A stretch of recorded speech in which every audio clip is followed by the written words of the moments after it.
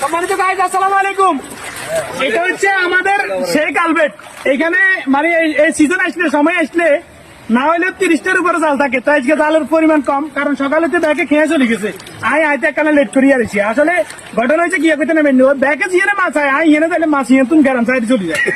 আসলে এত করে দেখান চান না, এত দর্শক যদি দুনিয়ার যদি থাই তো মাছ ইয়ে না আবার কোনো হত আসলে দেখছেন ব্যাগ প্লাজে আইনে মানুষ জিরে মিলে তোমার আরেকজন জানেন না আয়ের বেড়াকে দিয়ে তুমি মার দিব।